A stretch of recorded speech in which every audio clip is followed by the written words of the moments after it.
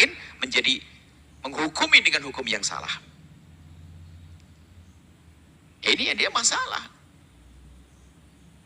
Jadi kalau tidak ikut rambu-rambu, tidak sesuai dengan rambu-rambu ahli sunnah wajah Asy'ariyah rambu, maka dia tidak kita anggap sebagai ahli sunnah yang benar. Ahli sunnah palsu banyak dimanapun itu. Ngaku ahli sunnah. Makanya kita kasih rambu sunnah ada rambu-rambunya kan.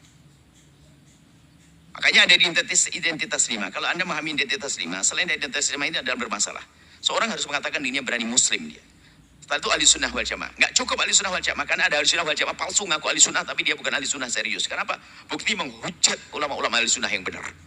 Menghujat Asy'ariyah dan seterusnya. Dan kami himbau kepada orang yang tidak setuju dengan pemahaman Asy'ariyah, ayo dijelaskan. Anda boleh tanya. Karena permasalahannya fitnah, tidak bertanya. Islam, ahli sunnah wal jamaah, Asy'ariyah yang tidak setuju dengan paham Asy'ariyah bisa kita jelaskan. Karena masalah dia menafsiri dengan pahaman sendiri lalu menghujat kaum Asy'ariyah. Ini yang belajar madhab Asy'ariyah. Saya yang belajar, kita yang belajar. Lah dia nggak belajar menghukumi. Ini kan repot orang Asy'ariyah.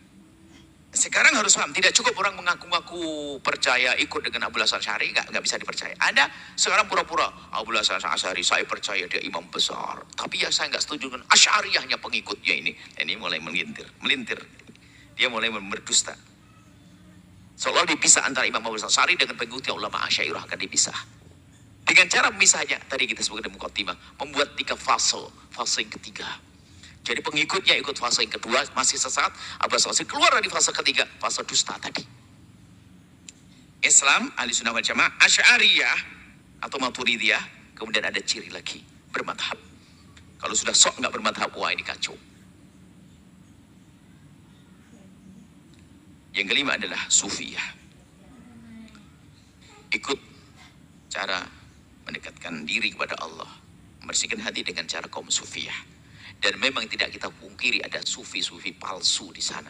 Malas belajar, malas ngaji, ngaku sufi, nggak sholat, melanggar haram. Sufi tidak begitu, kata Imam Junaid al-Baghdadi.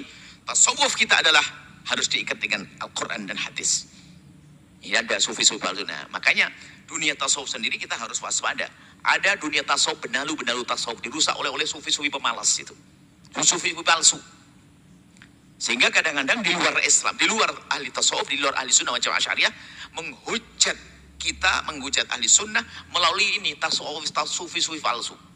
Nggak punya sejarah belajar ilmu, tak-taunya dia memegang posisi terpenting dari guru toreko segala macam. Waduh, kacau ini. Ini merusak